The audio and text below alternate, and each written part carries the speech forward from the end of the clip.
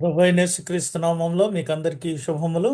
మనము లెంటులోని 8వ దినానికి వచ్చి ఉన్నాము. అనగా క్రీస్తుతో మనం ఆయన శ్రమానుభవములను పొందుకునే ఈ యొక్క మార్గములో 8వ దినానికి వచ్చి ఉన్నాము. అనగా 1/5 వంతు 40 దినాలు కదా మండల కాలం. 1/5 వంతు భాగము మనము క్రీస్తుతో ఈ యొక్క శిలువ మార్గంలో ప్రయాణించాము. ఈ దినము మన ధ్యానాంశము ప్రత్యక్షీకరణము. ఇది ఎహెస్కేల్ గ్రంథంలో 37వ అధ్యాయము 24 నుంచి 26 వచనాల మధ్య ఉన్నది. అదేవిధంగా యోహాను 12వ అధ్యాయము 27 నుంచి 37 వచనాల్లో కూడా ఈ దినము ఈ వాక్యమునకు సంబంధించిన విషయాలు మనకి అక్కడ పొందుపరచబడినవి. ఇది ఈ దినానికి ఏర్పాటు చేయబడిన వాక్య భాగములు. ఇకపోతే మనం ఈ దినం యొక్క వాక్య భాగంలోనికి వెళ్దాం. ముందు పాట విన్నాము. ఇక్కడ ఎహెస్కేల్ గ్రంథంలో 37వ అధ్యాయము 24 నుంచి 26 వచనాల్లో ఏమని చెప్పబడుతుందంటే, ఇది ఒక సమాధాన నిబంధన. మనం బైబిల్ గ్రంథంలో చూస్తే చాలా నిబంధనలు ఉన్నాయి. ఒక్క అబ్రహాము తోటే దేవుడు సుమారుగా 3 నిబంధనలు చేశాడు.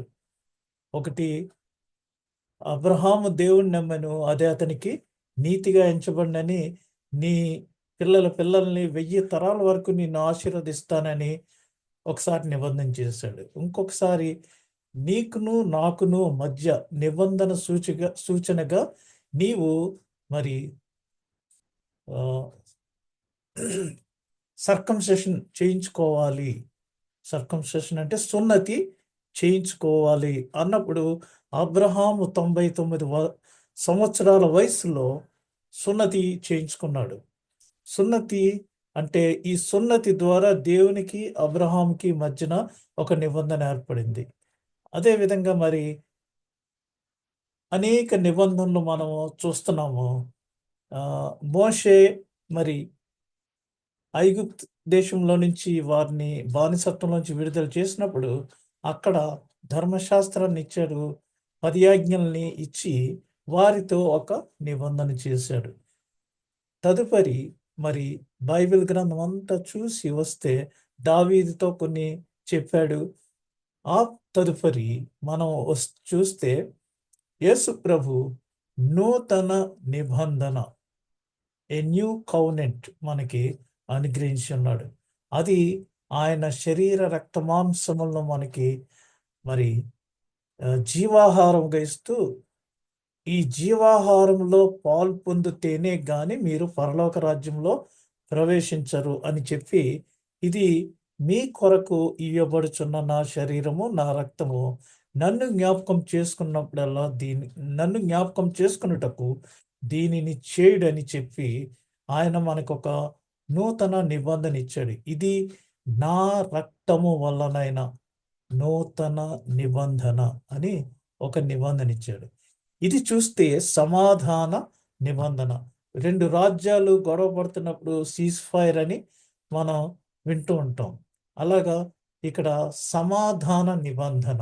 నా సేవకుడైన దావీదు వారికి రాజును, వారికందరికీ కాపరి ఒక్కడే ఉండును. వారు నా విధులను అనుసరింతురు, నా కట్టడలను గైకొని ఆచరింతురు. మీ పితరులు నివసించున్నట్లు నా సేవకుడైన యాకోబుకు నేనిచ్చిన దేశములో వారు నివసింతురు. అది ఒకటి. వారి పిల్లలను, వారి పిల్లల పిల్లలను అక్కడ నిత్యము నివసింతురు. నా సేవకుడైన దావీదు ఎల్లకాలము వారికి అధిపతి అయి ఉండును.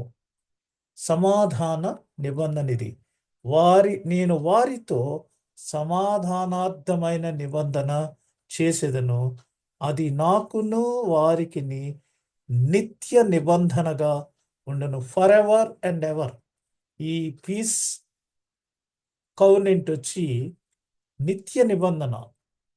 నేను వారిని స్థిరపరిచెదను, వారిని విస్తరింపచేసి వారి మధ్య నా పరిశుద్ధ స్థలమును నిత్యము ఉంచెదను. ఈ నిబంధన ఏంటో మనం కొద్దిగా ధ్యానం చేస్తే, లేఖనముల్లో మరి అనేకమైన శాశ్వత ఒడంబికలు ఉన్నవి. వాటి మధ్యలో నా పరిశుద్ధ స్థలములను శాశ్వతముగా ఏర్పాటు చేయుము. ఇది 1000 ఏళ్ల మరియు శాశ్వత ఆలయమును సూచించుచున్నది. ఇక్కడ దీని గురించి యెహెజ్కేలు గ్రంథంలో మరి చాలా క్లియర్‌గా చెప్పబడింది. 47వ అధ్యాయం 12వ వచనము, అదేవిధంగా 43వ అధ్యాయము 7వ వచనంలో వివరంగా వివరించబడింది. మెస్సియా యొక్క శాశ్వత రాజధాని భవనం అని చెప్పబడినది. దీనిని క్రీస్తు తన రెండవ రాకడలో నిర్మించును. ఇప్పుడు ఒక్కొక్క గవర్నమెంట్ మారుతుందంటే మరి ఒకళ్ళు అమరావతి అంటున్నారు రాజధాని, ఇంకొకళ్ళు విశాఖపట్నం అంటున్నారు. ఇక్కడ మనకి అవి కాదు. ఇక్కడ యేసు ప్రభు రెండవ రాకడలో వచ్చినప్పుడు ఆయన ఒక శాశ్వత రాజధాని భవనాన్ని మరి నిర్మిస్తాడనేసి ఇక్కడ యెహెజ్కేలు గ్రంథంలో వివరించబడింది. ఏం వివరించబడిందో చూద్దాం. యెహెజ్కేలు 43వ అధ్యాయము 7వ వచనం. నరపుత్రుడా, ఇది నా గద్దె స్థలము, నా పాదపీఠము. ఇక్కడ నేను ఇశ్రాయేలీయుల మధ్య నిత్యమును నివసించెదను. మరలా యెహెజ్కేలు 47వ అధ్యాయం 12వ వచనంలో, నదీ తీరమున ఇరు ప్రక్కల ఆహారమిచ్చు సకల జాతి వృక్షములు పెరుగును. వాటి ఆకులు వాడిపోవు, వాటి కాయలు ఎప్పటికిని రాలవు. ఈ నది నీరు పరిశుద్ధ స్థలములో నుండి పారుచున్నది గనుక ఆ చెట్లు నెలకు కాయలు కాయును. వాటి పండ్లు ఆహారమునకును, వాటి ఆకులు ఔషధమునకును వినియోగించును. దీని గురించి మనం చాలా ఆత్మీయంగా అర్థం చేసుకుంటే, ఇక్కడ ఈ భూమి మీద ఉన్న నదులు, కొన్ని ముఖ్యమైన నదులు, ముఖ్యంగా యూఫ్రటీసు, టైగ్రీసు, ఈ నదులు ఎక్కడి నుంచి పుట్టినాయి అంటే యాక్చువల్గా ఏదెను తోటలోంచి పుట్టినాయి. మీకు కావస్తే నేను మ్యాప్ ఇన్సర్ట్ చేయటం మర్చిపోయాను. ఏదెను తోటలోంచి 4 నదులు పుట్టినవి. అందులో యూఫ్రటీస్ నది, టైగ్రీస్ నది 2 ఇప్పటికీ మరి ఇరాక్ దేశంలో ప్రవహిస్తున్నాయి. ఇక్కడ ఏదైనా ఒక బిల్డింగ్ లేదా ఒక కట్టడం 50 సంవత్సరాలు లేదా 100 సంవత్సరాలు అయిపోయిన తర్వాత దానిని లైఫ్ అయిపోయిందనేసి దాన్ని డిస్మాంటిల్ చేసి మరలా క్రొత్తగా వేరేది కడుతూ ఉంటారు. లేదా పాత ఫర్నిచర్ మనం తీసేసి మరలా కొత్త ఫర్నిచర్ పెట్టుకుంటూ ఉంటాం. ఆ విధంగా మరి దేవుడు ఈ భూమి మీద పాపరహితమైన మానవులు చక్కగా ఉండాలి, వాళ్ళతో నేను స్నేహం చేయాలని మానవుని సృజిస్తే, ఈ భూమంతా ఆదాము చేసిన పాపం వల్ల ఫుల్లుగా పాపముతోటి మరి విపరీతంగా పాపము పెరిగిపోయి ఉన్నది. అటువంటి సమయంలో దేవుడు ఏర్పాటు చేసింది ఏంటంటే, he wanted to dismantle the whole earth.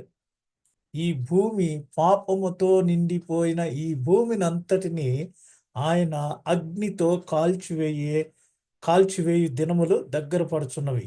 అవి ఎట్లా అంటే, ఇప్పుడు మనం చూస్తే రసాయనముల వల్ల, మరి ఈ మిసైల్స్ ప్రయోగించడం వల్ల, ఓజోన్ లేయరు తెగిపోవటం వల్ల, ఆక్సిజన్ పొల్యూషను ఇవన్నీ ఎక్కువైపోయి, భూకంపాలు, యాసిడ్ రెయిన్స్ ఇవన్నీ వస్తూ ఉన్నాయి. అయితే భూమి ఇంబ్యాలెన్స్ అవుతుంది. మనం వాటర్ బెడ్ మీద ఇక్కడ ఒక అడుగేస్తే అక్కడ పెరుగుతుంది, అక్కడ 2 అడుగులేస్తే ఇక్కడ ఎత్తు అవుతుంది. అలాగా సముద్ర మట్టము లోపలికి వెళ్ళిపోతుంది. కొన్ని చోట్ల హిమాలయ పర్వతాలు ఎత్తు ఎదుగుతున్నాయి. ఇవన్నీ ఏంటంటే టోటల్ ప్రపంచమంతా ఒక వాటర్ బెడ్లో ఉంటే, అందులో మరి సముద్ర మట్టము, పర్వతాల ఎత్తు ఎగుడు దిగుడు అవుతున్నాయి. నెదర్లాండ్స్లో అయితే సముద్ర మట్టం పైకే ఉన్నట్టుగా ఉంటుంది. చాలా దగ్గరగా ఉంటుంది. అది ఎప్పుడు మునిగిపోద్దో ఎవరికీ తెలీదు. అటువంటి పరిస్థితుల్లో మరి దేవుడు ఈ భూమినంతటిని నిర్మూలన చేసి ఎప్పుడు చేస్తారంటే అది మరి యేసు ప్రభు రెండవ రాకడలో దీనిని నిర్మించును.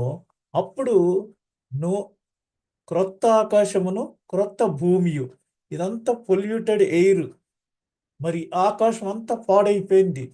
ఎందుకంటే యానాలు ఎక్కువైపోయి అదంతా కాలుషితం అయిపోయింది. దీన్నంతటినీ నిర్మూలం చేసి ఈ యొక్క టైమింగ్స్, ఈ యొక్క అట్మాస్ఫియర్ని ఇవన్నీ తీసివేసి నూతన భూమిని, నూతన ఆకాశమును, మరి నూతనదైన యెరూషలేమును ఆయన రెండవ రాకడలో సృష్టించనున్నాడు.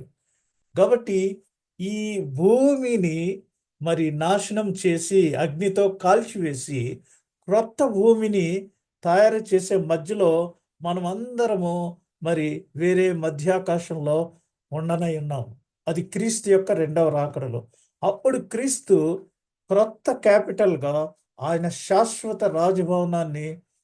శాశ్వత రాజధాని భవనాన్ని యెరూషలేంలో నిర్మించి అక్కడ మనకు మరి యేసు ప్రభు 14 యోహాను సువార్త 14వ అధ్యాయము మొదటి 6 వచనాల్లో చెప్పినట్టు, కలవరపడకుడి, నా తండ్రి ఇంట అనేక నివాసములు కలవు, నేను వెళ్ళి మీ కొరకు స్థలము సిద్ధపరిచి నేనుండు చోట మీరును ఉండులాగున నేను మరలా వచ్చి మిమ్మలను కొనిపోదును అన్నాడు.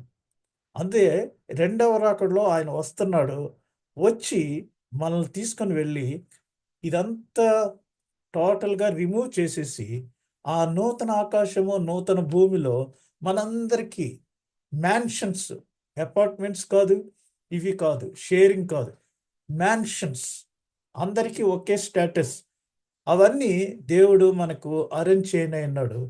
అది ఎక్కడ, ఎలా అంటే అక్కడ మనము మరి నదీ తీరమున ఇరు ప్రక్కల ఆహారం ఇచ్చు సకల జాతి వృక్షాలు అక్కడ పెరుగుతాయి. వాటి ఆకులు ఎప్పుడు వాడిపోవు, వాటి కాయలు ఎప్పటికీ రాలవు. ఇక్కడ చూస్తే మనం యాపిల్స్ కానీ మరి ఈ కాయలన్నీ కూడా టైంకి హార్వెస్ట్ చేయకపోతే అవి రాలిపోతూ ఉంటాయి. నేను విన్నది ఏంటంటే, నాతో పనిచేసి నా కొలీగ్ చెప్పాడు. అతడు అజర్బైజాన్ నుంచి వచ్చాడు. అతను ఏం చెప్తున్నాడంటే, అజర్బైజాన్లో మరి యాపిల్స్ కొయ్యలేక రాలిపోయినవి ఒక కంట్రీకి ఎక్స్పోర్ట్ చేస్తే చాలా ఎక్కువ వస్తుందట. అన్ని కాయలు వాళ్ళు ఎక్స్పోర్ట్ చేయలేక అలా రాలిపోయి కింద కుళ్ళిపోతుంది. కానీ ఇక్కడ మరి ఈ కాయలు ఎప్పటికీ రాలవు. ఈ నది నీరు పరిశుద్ధ స్థలములో నుండి పారుచున్నది గనుక ఆ చెట్లు నెలకు కాయలు కాయును. ఇక్కడ మనం చూస్తే వరి కానీ మరి వేరే ఏవైనా సరే 3 నెలలు లేదా 4 నెలలకు ఒక్కసారి క్రాప్ వస్తుంది. కానీ ఇక్కడ ద్రాక్ష పళ్ళు నెలకి క్రాప్ వస్తుందట. కొబ్బరి తోట అయితే మరి నెలకో 2 నెలలకో వస్తుంది. ఇక్కడ నెలకి ద్రాక్ష పండ్ల కాపు వస్తుంది. ఈ నది ఏంటంటే జీవనది. మనం పాడుతుంటాం కదా, జీవనదిని నా హృదయంలో ప్రవహించని అనేసి. సో ఆ నది అక్కడ ఉంటుంది కాబట్టి ఈ చెట్లు నెలకు కాయలు కాయను, వాటి పండ్లు ఆహారమునకును, వాటి ఆకులు ఔషధమునకును వినియోగించును. అక్కడ సింహమును మరి గొర్రెపిల్ల 2 కలిసి ఆడుకుంటాయి. బంగారు వీధులు ఉంటాయి. ఆ బంగారు వీధుల్లో మనము మరి నడుస్తాము, అక్కడ తిరుగుతాము. అటువంటి మరి నదీ తీరాన్న మనల్ని ఆయన ఉంచునన్నాడు. అది ఇశ్రాయేలీయుల మధ్య నిత్యము ఆయన నివసించును. ఇక్కడ మనం ఎక్కడైతే 2-3 ఉంటారో అక్కడ దేవుని యొక్క ప్రసన్నత ఉంటుందనేసి నేను అక్కడికి ఉంటాను అని చెప్పాడు. లేదా మనం గుడికి వెళ్తుంటే గుడిలో ఏమీ దేవుడు ఉండడు, మనం ఆరాధిస్తున్నాం. మనం ఆరాధించినప్పుడు దేవుని ప్రసన్నత అక్కడికి వస్తుంది. అంతేగాని గుడిలో దేవుడు ఉంటాడని మనం ఎప్పుడు కూడా క్రైస్తవులంగా వెళ్ళం. అది వెళ్ళి ఎవరంటే హిందువులు. మనం గుడిలో దేవునిని ఆరాధించడానికి వెళ్తున్నాం కానీ గుడిలో దేవుడు ఉంటాడని కాదు, మన హృదయాల్లోనే దేవుడు ఉన్నాడు. అయితే మనము ఆయన్ని పిలిచినప్పుడు, ఆరాధించినప్పుడు ఆయన మన మధ్యకి రావటానికి ఎంతో ఇష్టపడుతున్నాడు. అంచేత ఇది జకర్యా గ్రంథంలో కూడా 6వ అధ్యాయము 12, 13 వచనాల్లో మరి తెలియజేయబడింది ఏంటంటే, ఇప్పుడు మనము గుడికి వెళ్ళి అక్కడ ఆరాధిస్తున్నాము. అక్కడ అలా కాకుండా దేవుడు నిత్యము మన మధ్య నివసిస్తాడు. అలా ఉండటానికి ఆయన మన మధ్య ఒక ఆలయాన్ని కట్టును. అతనితో ఇట్లనము సైన్యములకు అధిపతియగు యెహోవా సెలవిచ్చినదేమనగా, చిగురు అను ఒకడు కలడు. అతడు తన నివాస స్థలములో నుండి చిగుర్చును. అతడు యెహోవా ఆలయము కట్టును. అతడే యెహోవా ఆలయము కట్టును. అతడు ఘనత వహించుకొని సింహాసనాసీనుడై ఏలును. సింహాసనాసీనుడై అతడు యాజకత్వం చేయగా ఆ ఇద్దరికిని సమాధానకరమైన యోచనలు కలుగును. ఇక అక్కడ ఎప్పుడు కోపము గాని ఇలాంటివి ఏమీ లేకుండా నిత్య నిబంధన, సమాధానము అక్కడ మనకి ఆ నిబంధన యేసు ప్రభు మనకి చేయనన్నాడు. కాబట్టి ఇది మనము మరి ఏదేదో ఊహించుకుంటున్నాం.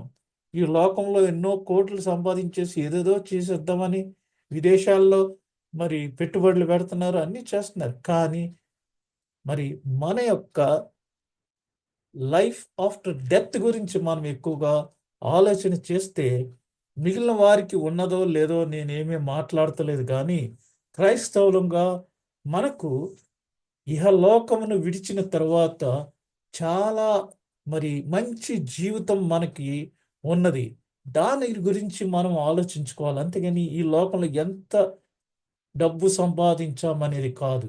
ఈ లోకంలో సంపాదించిన డబ్బు ఇక్కడే వదిలిపెట్టేయాలి. అది వేస్ట్ కాకుండా మనం పరలోకంలో మనం ధనం కూర్చుకునేటట్టు దానిని ఇతరులకు, పేదలకు పంచిపెట్టినప్పుడు పరలోకంలో దేవుడు మనకు మరి అక్కడ ధనము సమకూర్చుతాడు. అక్కడ చిమ్మెటే గాని మరి ఏమీ కానీ దోపిడీ గాని ఏమీ జరగదు. అయితే ఇక్కడ దోపిడీలు జరుగుతూ ఉంటాయి. కాబట్టి we should think about life after death. అక్కడ మనము నిత్య నిబంధనలో ఉంటాము. మన చుట్టూ అన్నీ ఉంటాయి. మరి ఫలాలుంటాయి, జీవనది ఉంది, బంగారు వీధులున్నాయి. మనకి క్రొత్త ఆకాశము, క్రొత్త భూమి ఉంది. అందులో మనము నిత్యము దేవుని సన్నిధిలో ఆరాధిస్తూ నిత్య జీవం కలిగి ఉంటాం. Living for ever and ever, నిత్య జీవం. దాని కొరకు మనము పాటుపడాలి.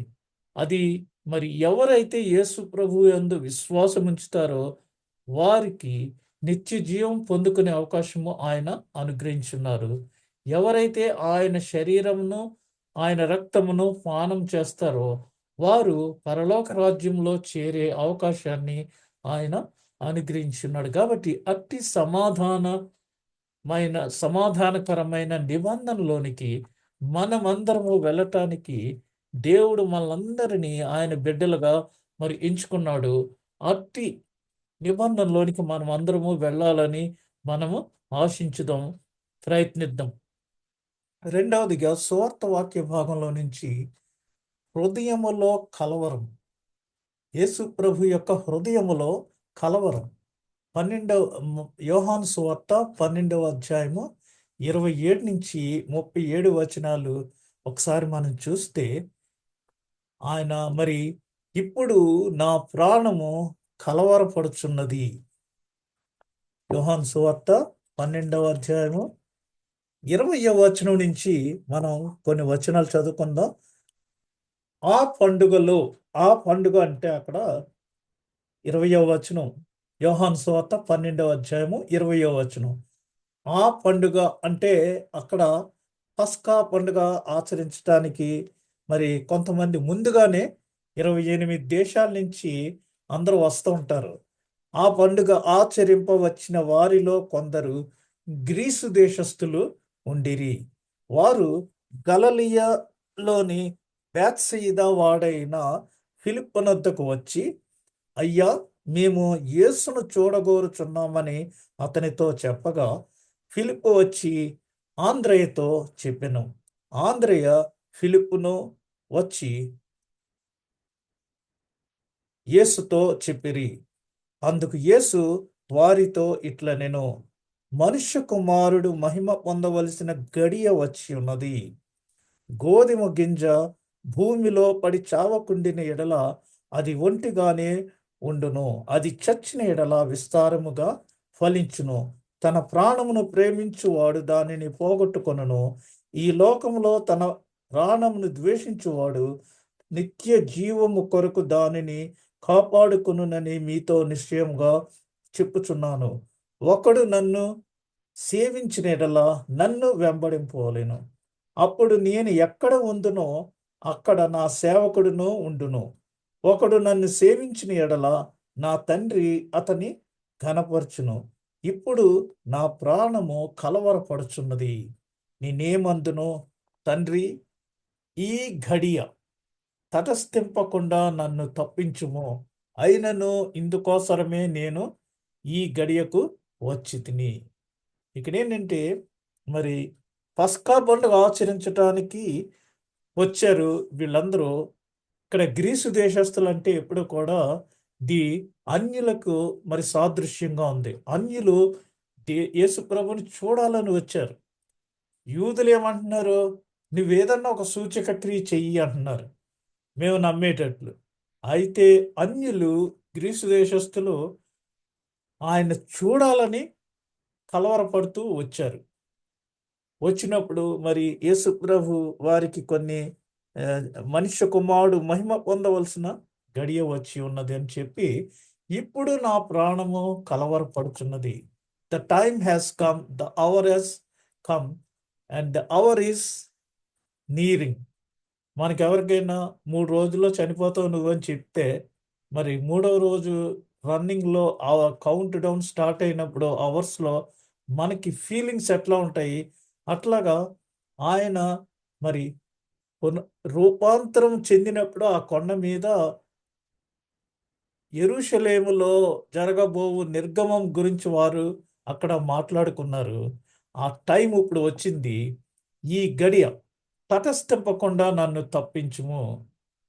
ఎవరైనా చనిపోతారంటే మరి అది ఏదో రకంగా తప్పించుకోవాలని ఎట్లా ఫీల్ అవుతామో అట్లాగా యేసు ప్రభు కూడా ఒక మానవుడిగా మానవుని స్వరూపంలో ఆ ఫీలింగ్స్ని ఎక్స్ప్రెస్ చేస్తున్నాడు. అయితే దేవుని కుమారుడిగా మరి ఆయన ఈ లోకంలోనికి ఎందుకు వచ్చాడు? నశించిన దాన్ని వెతికి రక్షించడానికి వచ్చాడు. మనందరి కొరకు పస్కా బలి పశువుగా సిలువలో ప్రాణం పెట్టడానికి ఆయన వచ్చాడు. కాబట్టి అయినను ఇందుకోసరమే నేను ఈ గడియకు వచ్చి తిని. The time has come. ఆ పని చేయవలసిన తండ్రి తనని ఈ లోకంలోనికి ఎందుకు పంపించాడో, మానవునికి దేవునికి మధ్యవర్తిగా తిరిగి సంబంధాన్ని నెలకొల్పడానికి మరి ఎందుకు పంపించాడో ఆ పని చేయవలసిన గడియ వచ్చింది. కాబట్టి తండ్రి, నీ నామము మహిమపరచుమని చెప్పెను. అంతట నేను దానిని మహిమపరిచితిని. మరలా మహిమపరుతును అని ఒక శబ్దము ఆకాశము నుండి వచ్చెను. తండ్రి, నీ నామము మహిమపరచుమని చెప్పెను. అంతట నేను దానిని మహిమపరిచితిని, మరలా మహిమపరుతును అని ఒక శబ్దము ఆకాశం నుండి వచ్చెను. కాబట్టి అక్కడ నిలుచుండి వినిన జనసమూహము ఉరిమెను అనిరి. అంటే ఉరుమేదో వచ్చింది, వర్షాలు వచ్చేటప్పుడు ఉరుములు వస్తాయి కదా, అలా ఏదో ఉరిమింది అనేసి వారు అన్నారు. మరి కొందరు దేవదూత ఒకడు ఆయనతో మాటలాడినరు. రకరకాలుగా ఊహించుకుంటారు కదా జనం. ఆ దేవదూత ఎవరో ఆయనతో ఏదో మాట్లాడింది అని ఒకరు చెప్తే, అందుకు యేసు, ఈ శబ్దము నా కొరకు రాలేదు, మీ కొరకే వచ్చెను. ఎందుకంటే ఇప్పుడు ఈ లోకమునకు తీర్పు జరుగుచున్నది. ఇప్పుడు ఈ లోకాధికారి బయటకు త్రోసివేయబడును. లోకాధికారి అంటే ఎవరు? సాతాను. ఆ సాతాను బయటకు త్రోసివేయబడును. నేను భూమి మీద నుండి పైకెత్తబడిన ఎడల అందరినీ నా యొద్దకు ఆకర్షించుకొందునని చెప్పాను. ఎందుకంటే యేసు ప్రభు సిలువలో ఎప్పుడైతే 6వ మాట సమాప్తమైనదని చెప్పి మెడ వంచి తన ఆత్మను మరి తండ్రికి అప్పగించాడో, అప్పుడు మరి వెంటనే సాతాను తల చితకగొట్టబడి పాతాళంలో బంధించడం జరిగింది. ఆదికాండం 3వ అధ్యాయంలో మరి చెప్పబడిన రీతిగా నీ సంతానమునకును స్త్రీ సంతానమునకును వైరం కలుగజేతును, అది నిన్ను మడిమ మీద కొట్టును, నువ్వు దాని తల మీద కొట్టుదు అనే దానికి మరి యేసు ప్రభు 2 కాళ్ళను ఇలా దగ్గరికి పెట్టి చీల కొట్టారు. ఇప్పుడు ఆయన చనిపోయినప్పుడు సాతాను తల చితకగొట్టబడి మరి పాతాళంలో బంధించబడింది. అందుకనే ఈ ఇప్పుడు ఈ లోకాధికారి బయటకు త్రోసివేయబడును. నేను భూమి మీద నుండి పైకెత్తబడిన ఎడల అందరినీ నా యొద్దకు ఆకర్షించుకొందునని చెప్పెను. తాను ఏ విధముగా మరణము పొందవలసి ఉండునో సూచించుచు ఆయన ఈ మాట చెప్పెను. జనసమూహము క్రీస్తు ఎల్లప్పుడూ ఉండునని ధర్మశాస్త్రము చెప్పుట వింటిమి. మనుష్య కుమారుడు పైకెత్తబడవలనని నీవు చెప్పుచున్న సంగతి ఏమిటి అనేసి మనుష్య కుమారుడగు ఈయన ఎవరని ఆయనను అడిగిరి. ఆల్వేస్ కన్ఫ్యూజన్ ఈ యూదులకి, ఎందుకంటే డౌట్స్, వినరు, ఏది కూడా విన్నది యాక్సెప్ట్ చేయరు. మేము ధర్మశాస్త్రంలో చదివిందేమో మెస్సయ్య ఆల్వేస్ ఎప్పుడు ఉంటాడు. మెస్సయ్య ఎప్పుడు ఉంటాడు, ఆయన దేవుని కుమారుడు. అయితే మానవ రూపంలో వచ్చి మనందరి పాపముల కొరకై రక్తం చిందించడం వలన మనందరికీ పాప విమోచనము కలిగినది. కాబట్టి అందు నిమిత్తమై ఆయన మరణించవలసిన వాడై ఉన్నాడు. అయితే ఆయన తండ్రి కుడిపార్శ్వమున ఆరోహణమై తండ్రి కుడిపార్శ్వమున కూర్చుని ఉన్నాడు. కాబట్టి ఆయన నిత్యము ఉంటాడు. మనుష్య కుమారుడు ఇతను ఎవరు మరి అనేసి ఆయన అడుగుతున్నప్పుడు అందుకు యేసు, ఇంకా కొంతకాలము వెలుగు మీ మధ్య ఉండును, చీకటి మిమ్మను కమ్ము కొనకుండునట్లు మీకు వెలుగు ఉండగానే నడువుడి. చీకటిలో నడుచువాడు ఎక్కడికి పోచున్నాడో ఎరుగడు. మీరు వెలుగు సంబంధులగునట్లు మీకు వెలుగుండగానే వెలుగునందు విశ్వాసం ఉంచుడని వారితో చెప్పింది. యేసు ఈ మాటలు చెప్పి వెళ్ళి వారికి కనబడకుండా దాగి ఉండెను. ఆయన వారి ఎదుట ఇన్ని సూచక క్రియలు చేసినను వారు ఆయన యందు విశ్వాసం ఉంచరైరి. ఇన్ని కార్యాలు, ఇన్ని సూచక్రియలు ఎన్ని చెప్పినా సరే యూదులు ఆయన యందు విశ్వాసం ఉంచలేదు. అందుకనే వీళ్ళని స్టిఫ్ నెక్డ్ పీపుల్, మెడ వంచని జనాంగము, థిక్ బ్లడెడ్ పీపుల్ అనేసి చెప్తా ఉంటారు.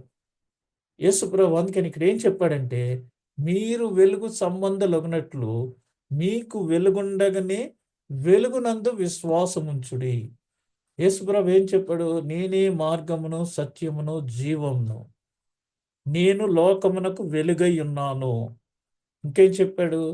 మరి ఈ వెలుగు కొంతకాలం మీ మధ్య ఉంటుంది, నేను లోకమునకు వెలుగై ఉన్నాను. ఆ వెలుగు ఇప్పుడు మరి చీకటి కాబోచున్నది. యేసు ప్రభు శిలువ మీద చనిపోయినప్పుడు 3 గంటల మధ్య రమారమి ఆ దేశమంతయు చీకటి క్రమ్మెను, భూమి కంపించెను, సూర్యుడు అస్తమించెను, చంద్రుడు మరి ఎరుపు కింద ఏదో అయ్యేడని ఉంది. ఈ విధంగా మరి అనేక ప్రకృతి ఎక్నాలజీ చేసింది. సృష్టికర్త మరణాన్ని ప్రకృతి ఎక్నాలజీ చేసింది. ఇక్కడ ఎవరన్నా రాజకీయ నాయకుడు చనిపోతే అన్ని దేశాల నుంచి మరి ఆ ప్రెసిడెంట్స్, ప్రైమ్ మినిస్టర్స్ వస్తూ ఉంటారు వాళ్ళ యొక్క ఫ్యూనరల్కి. ఇక్కడ యేసు ప్రభు మరణించినప్పుడు మరి సృష్టి అంతా కూడా ఆయన మరణాన్ని ఎక్నాలజీ చేసింది. చంద్రుడు అస్తమించిపోయాడు, చీకటాయను, ఆ దేశమంతటా చీకటాయను, భూమి కంపించింది. ఇవన్నీ చూస్తుంటే మరి ఈ సృష్టికర్త యొక్క ప్రత్యేకత ఏంటనేది మనకి అర్థమవుతుంది. మనుష్య కుమారుడు పైకెత్తబడవలెను, అప్పుడే మనకి ఇదవుతుంది. దీని యొక్క అర్థం ఏంటంటే ఆయన జననం సమయంలో మరి మనం మొదటి నుంచి చూస్తే ఇంతవరకు మనం బైబిల్ వచనాలు చదివాము. యేసు ప్రభు జన్మించినప్పుడు తూర్పు దేశం నుంచి అన్యులు అనగా జ్ఞానులు వచ్చారు. అప్పుడు ఇప్పుడు ఆయన మరణించినప్పుడు అన్యులు మళ్ళీ వచ్చారు. ఆయన జన్మించినప్పుడు గొల్లలు వచ్చారు, అందరూ అయిపోయింది. లాస్ట్లో జ్ఞానులు వచ్చారు. తూర్పు దేశపు జ్ఞానులు అంటే వాళ్ళు యూదులు కాదు, వాళ్ళు అన్యులు. ఇప్పుడు పస్కా ఆ పండుగలో ఆరాధింపవచ్చిన వారిలో ఆ పండుగ అంటే పస్కా పండుగ. పస్కా పండుగ అనంతరం ఆయన మరి సిలువ వేయబడ్డాడు కాబట్టి ఇప్పుడు అన్యులు వచ్చారు. ఆయన మరణించినప్పుడు అన్యులు మరలా వచ్చారు. కాబట్టి యోహాను ఈ సమయంలో వారిని ఎందుకు ప్రస్తావించాడంటే, ఎందుకు రాజును ఇప్పుడు ఇశ్రాయేలీలు తిరస్కరించింది. ఆయన రాజుగా అప్పుడు జ్ఞానులు వచ్చి ఆయన రారాజుగా ఉంటాడనేసి ఒకడు బంగారం తీసుకొచ్చాడు ఆయన కిరీటం పెట్టడానికి. ఇంకొకరు ఆయనకి మరి ధూపం వేయటానికి సాంబ్రాణి పట్టుకొచ్చారు. రారాజుగా ఆయన్ని పరిగణించారు, పూజించారు, సాగిలపడ్డారు. ఇప్పుడు మరి అదే ఇశ్రాయేలు ఆయన్ని, అదే రాజుని ఇశ్రాయేలీలు తిరస్కరించిరి. యూదులు మేము ఒక సూచక క్రియను చూడాలనుకొనిచున్నాము అన్నారు. ఎందుకని ఇక్కడ ఈ అన్యులేమో మేము యేసుని చూడాలని వచ్చామనేసి వారంటే, యూదులేమో మేము ఒక సూచక క్రియను చూడాలని. కానీ అన్యులేమంటున్నారు, మేము యేసును చూడాలనుకుంటున్నాము అని అన్నారు. అని ఫిలిప్పుకు గ్రీకు పేరుంది. ఇక్కడ మనకున్న పేర్లను బట్టి అది ఏ భాషో అర్థమైపోతుంది. సపోజ్ నా పేరు జోసఫ్ అని ఉంటే తెలుగులో అయితేనేమో యోసేపు అంటారు. మరి అరబిక్లో ఈజిప్ట్ కాప్ట్ క్రిస్టియన్స్ వాళ్ళ పేర్లు అక్కడ జోసఫ్ని వాళ్ళు యూసఫ్ అంటారు. మరలా ముస్లిం పేర్లలో కూడా యూసఫ్ అనేది ఒక పేరు, యాకూబ్ అని పేరుంది. అదే మరి యూరోప్ లాంగ్వేజ్లో కానీ వేరే చోట్ల అయితే ఐరోపాలో మరి జోసఫీన్ అంటారు, జోసఫీన్. ఇవన్నీ కూడా రకరకాలుగా ఉన్నాయి. అయితే మరి కొరియా దేశంలో కూడా ఇంగ్లీష్ నేమ్ ఉంటుంది, మామూలుగా కొరియన్ నేమ్ ఉంటుంది. రెండు పేర్లు ఉంటాయి. అలాగే ఇక్కడ ఫిలిప్కి ఉన్న పేరు అది నేమును బట్టి గ్రీకు పేరు అనేసి అర్థమవుతుంది. ఫిలిప్ అనేది గ్రీకు పేరు. కాబట్టి ఈ అన్యులు గ్రీకు దేశం నుంచి వచ్చిన అన్యులు మనోడు ఉన్నాడు ఇక్కడ ఫిలిప్పు, ఎందుకంటే పేరును బట్టి ఇక్కడ మనోడు ఉన్నాడు. ఇప్పుడు మనం కూడా ఈ కోవిడ్ దేశంలో ఎక్కువగా ఎవరైనా పేషెంట్స్ హాస్పిటల్కి వెళ్ళినప్పుడు అక్కడ మరి నర్సెస్ పేర్లలో చూసి వాళ్ళు మరి ఈమె కేరళ ప్రాంతానికి చెందింది, ఈమె మరి ఆంధ్రదేశానికి సంబంధించిందని డాక్టర్ని చూస్తానికి వాళ్ళు కొంచెం అడ్వాంటేజ్ తీసుకుంటారు. అలాగే ఇక్కడ ఎప్పుడైతే ఫిలిప్కి గ్రీకు పేరు ఉందో అతని దగ్గరికి వెళ్ళి మేము యేసును చూడాలనుకుని అని వచ్చాము, సందర్శకులము, విజిటర్స్ మేము అని చెప్పినప్పుడు అతను ఏం చేశాడంటే ఆ విషయాన్ని తీసుకెళ్ళి ఆంధ్రేయ దగ్గరకు తీసుకుని వెళ్ళాడు. అప్పుడు అతనికి కూడా గ్రీకు పేరు ఉంది, ఆంధ్రేయకు కూడా గ్రీకు పేరుంది. అయితే పేతురు మరలా యూదుడు, యోహాను యూదుడు, ఆంద్రేయ వచ్చి మళ్ళీ గ్రీక్ పేరు. కాబట్టి అతడు యోహాను సువార్తలో మనము ఆంద్రేయను కనుగొన్నప్పుడల్లా అతడు ఎవరినైనా యేసు నొద్దకు తీసుకొని వచ్చుచున్నాడు. మనకి సంఘాల్లో చాలామంది గేట్ దగ్గర నిలవబడి లోపలి తీసుకెళ్ళి కూర్చోబెడుతుంటారు. వాళ్ళని ఏమంటారంటే అషర్స్ అంటారు, అషరింగ్ అంటారు ఈ పనిని. ఇక్కడ మనం చూస్తే ఆంద్రేయ ఎప్పుడూ కూడా ఉన్నత పదవులు ఆశించలేదు, ఎక్స్పోజింగ్ అసలే ఆశించలేదు, మీడియాకి ఎక్స్పోజ్ అవ్వాలని ఎప్పుడు ఆశించలేదు. సైలెంట్గా వెనక ఉండి మరి యేసు ప్రభు దగ్గరికి వచ్చిన వాళ్ళనల్లా తీసుకుని వెళ్ళి ఆయన దగ్గరికి చేర్చటంలో అతను ఎక్కువగా పనిచేశాడు. అంచేత పేతురు గారి పేరు ఎక్కువగా వినిపిస్తుంది, కానీ ఆంద్రేయ పేరు ఎక్కడ కూడా వినిపించదు. అందుకనే మరి యోహాను సువార్త 40 మొదటి అధ్యాయం 42 వచనాల్లోనూ 6వ అధ్యాయంలోనూ ఇక్కడ 12వ వచనంలో కూడా అంటే ఈ గ్రీకులు తీసుకురావటంలో యేసు నొద్దకు వారిని నడిపించాడు. ఎవరు? ఆంద్రియ. అందుకని ఆంద్రియని మరి ఆత్మల భారము కలిగిన వాడుగా, ఆత్మ విజేతకు ఒక మంచి ఉదాహరణగా మనం చెప్పుకోవచ్చు. అతడు ఎప్పుడు కూడా నేను మరి ప్రోగ్రాంలో ఉండాలి, కెమెరా ఎదురుగుండా ఉండాలి, నా పేరు కనిపించాలని ఎప్పుడూ ఆశించలేదు. చాలా చక్కటి పరిచర్య యేసు ప్రభుకి చేశాడు. కొండ మీద ప్రసంగం జరిగినప్పుడు కూడా యేసు ప్రభు వీరు ఇప్పుడు చాలా కాలమైంది, చాలా సమయమైంది. వీరికేమైనా భోజనం పెట్టి పంపిద్దాం.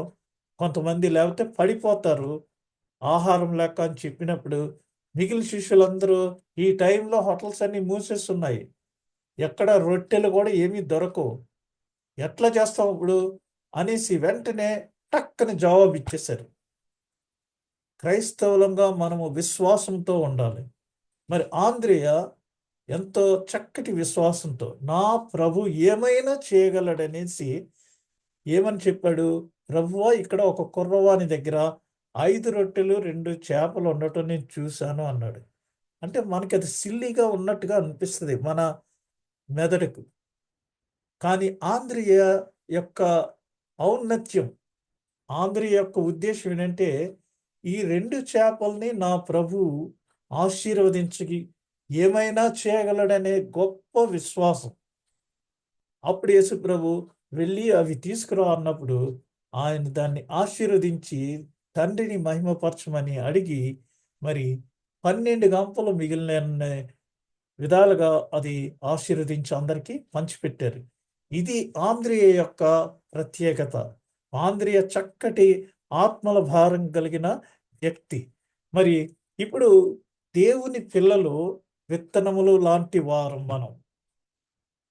వారు చిన్నవారు మరియు అల్పులైన వారు మనం, కానీ వారిలో జీవము ఉంది. విత్తనాల్లో ఏ విధంగా జీవం ఉంటుందో మరి అల్పులైనా గొప్పవారైనా ఎవరైనా మనలో జీవం ఉంది, దేవుని జీవితం ఉంది. అయితే మనము దేవునికి మనలను మనము సమర్పించుకొని ఆయన మనలను నాటుటకు అనుమతించకపోతే ఆ జీవితం ఎప్పటికీ నెరవేరదు. అంటే మీకు బాగా అర్థం అవ్వాలంటే మన దగ్గర విత్తనాలు ఉన్నాయి. విత్తనాలు ఇక్కడే టేబుల్ మీద పెట్టి ఉంచినంత సేపు అవి విత్తనాల కింద ఉంటాయి. అంతేగాని అవి ఎప్పటికీ మొక్కలు అవ్వవు. అయితే ఆయన మనలను నాటుటకు మనము అనుమతించినప్పుడు మన జీవితము నెరవేరుతుంది. ఎలా అంటే మనము దేవునికి జీవించగలిగేలా మనము స్వార్థమునకు చనిపోవాలి. 6వ రోమాపత్రిక 6వ అధ్యాయం 1 నుంచి 23 వచనాలు చదువుకోండి. లేదా గలతీ పత్రిక 2వ అధ్యాయము 20వ వచనం చూస్తే, గలతీ పత్రిక 2వ అధ్యాయము 20వ వచనం చూస్తే, నేను క్రీస్తుతో కూడా సిలువ వేయబడి ఉన్నాను, ఇకను జీవించువాడను నేను కాదు, క్రీస్తే నా యందు జీవించుచున్నాడు. నేనిప్పుడు శరీరమందు జీవించుచున్న జీవితము నన్ను ప్రేమించి నా కొరకు తన్ను తాను అప్పగించుకొనిన దేవుని కుమారుని యందలి విశ్వాసము వలన జీవించుచున్నాను. మరి మనము లెంటు అనే పదానికి చీల్చుట, పగలగొట్టుట అని ముందు ఫస్ట్ రోజున చెప్పుకున్నాం. అది ఎట్లా అంటే ఒక విత్తనము నేలలో పడితే అది మరి ఉబ్బి అది పగిలి పైకి మొలక వస్తుంది. అది చిగుర్చటం అంటే. కాబట్టి ఈ 40 దినాలు ఈ లెంటులో మనము క్రీస్తుతో కూడా శ్రమానుభవాల్లో పాలు పంపులు పంచుకున్నప్పుడు మనలో కూడా మరి మన పాపముతో కూడిన జీవితము స్వార్థమునకు చనిపోయి మరి క్రీస్తులో ఒక నూతన జీవితాన్ని మనము ఒక చక్కటి మొలక, క్రొత్త మొలకలా మనము మరి ఈ 40 దినాల్లో ఫలించాలని ఈ మండల కాలాన్ని మనకి మరి నిర్ణయించారు. ఫలవంతమైన జీవితమును పొందాలంటే మరణము సమాధి మరియు పునరుద్ధానములో క్రీస్తుని అనుసరించటమే ఏకైక మార్గం. ఈ మాటల్లో మరి క్రీస్తు నేడు మన జీవితములను ఆయనకు అప్పగించమని సవాలు చేస్తున్నాడు. ఆయన వైపు ఆకర్షించుకొనవలెనని. ఎందుకంటే ఆయన ఎత్తబడవలెను, మనుష్య కుమారుడు ఎత్తబడవలెను. The hour has come. ఆయన గడియ వచ్చి ఉన్నది. మరి ఆయన ఎత్తబడితేనే గాని మనము మరి ఆయన వైపుకు ఆకర్షణ పొందలేము. కాబట్టి ఆయన ఏం చెప్తున్నారంటే, మనం సమయం ఉండగానే, వెలుగుండగానే చక్కబెట్టుకోమని. మనకి తెలుగులో కూడా సామెత ఉంది. అరే వెలుగుండగానే ఇల్లు చక్కబెట్టుకో అని చెప్తా ఉంటారు ఆడవారికి, లేతే అందరికీని. అంటే టైం ఉన్నప్పుడే మీరు బీ అలర్ట్. బుద్ధిగల కన్యకల గురించి మనం రానున్న రోజుల్లో మరి ధ్యానం చేస్తాము. వాళ్ళు కూడా మరి అన్నీ చక్కగా రెడీమేడ్‌గా పెట్టుకుని వెయిట్ చేశారు. Time is most important. ఆ టైం అయిపోతే sorry I don't know who are you అని చెప్తారు. మనకి మిస్ కాల్ అయిపోతుంది లైఫ్ అంతా. కాల్ వచ్చినప్పుడు మనం అది రిసీవ్ చేసుకోకపోతే మన బ్రతుకు మిస్ కాల్ అయిపోతుంది. కాబట్టి మరి ఈ దినం వైరుధ్యాలని గమనించండి. ఒంటరితనం లేదా ఫలవంతమైనది, మీ జీవితమును కోల్పోవటం లేదా మీ జీవితమును కాపాడుకోవటం, ఈ రెండు మనకున్నాయి.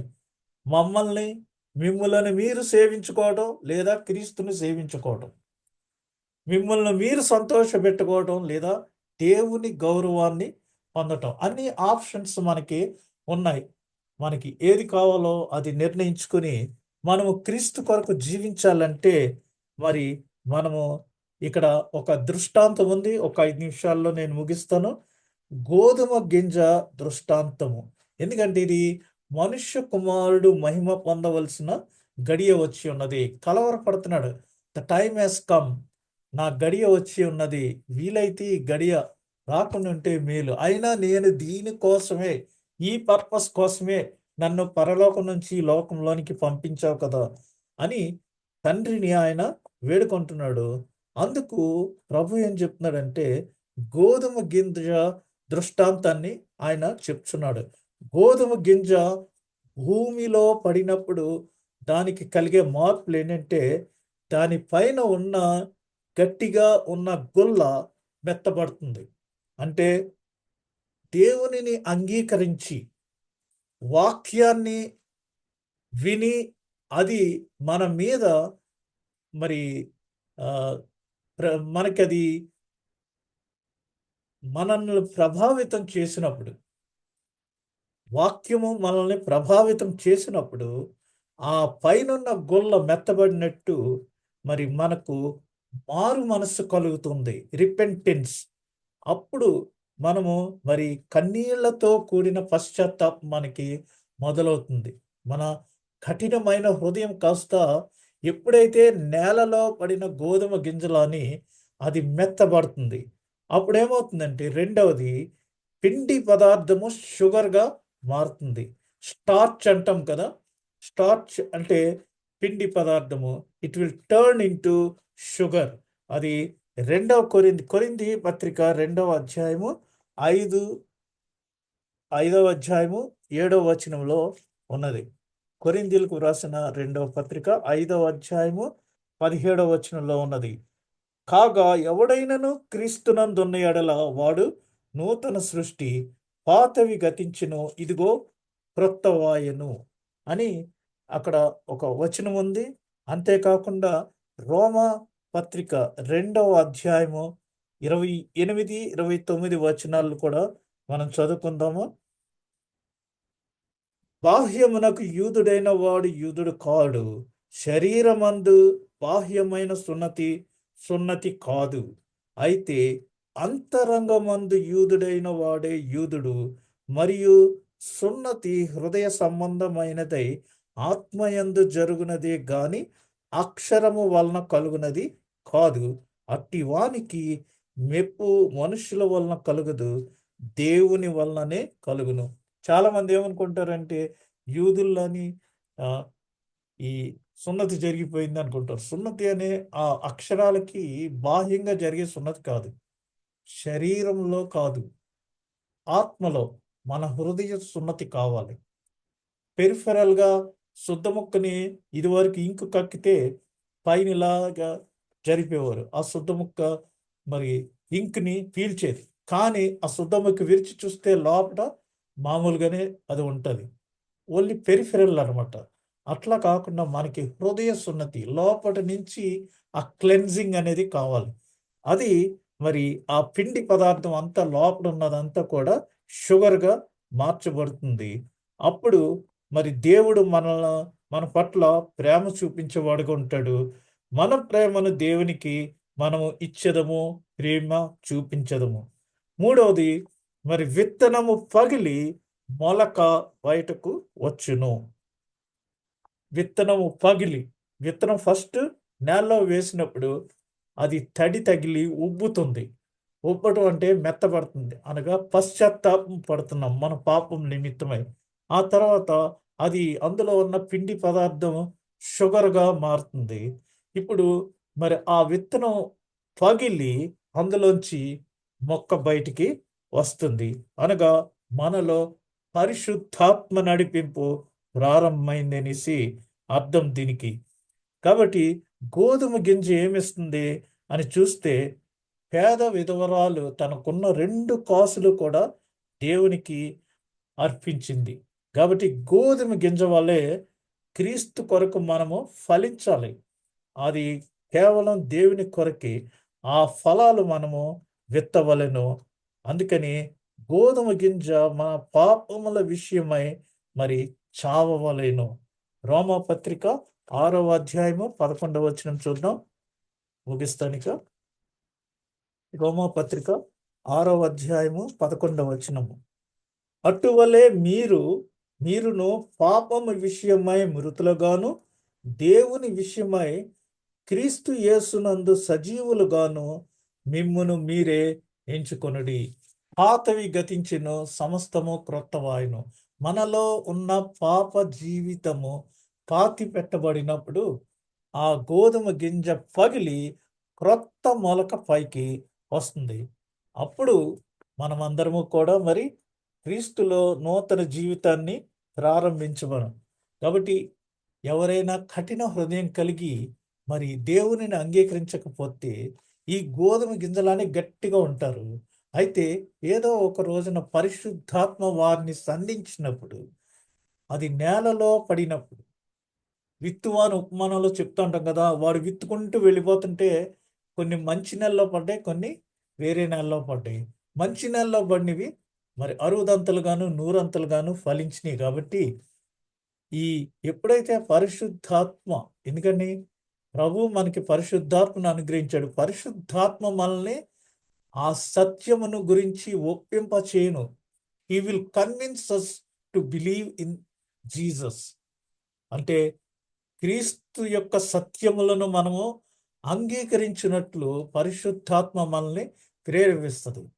ఆ పరిశుద్ధాత్మ ఎప్పుడైతే మనల్ని ప్రేరేపిస్తుందో, మనల్ని సంధిస్తుందో, అప్పుడు గోధుమ గింజ ఉన్న ఆ గట్టిదనం మనలో మరి నేలలో పడి అది మెత్తబడిపోయినట్టు మన కఠిన హృదయం కూడా మెత్తబడి పశ్చాత్తాప హృదయానికి మనం మరి కలిగి ఉంటాము.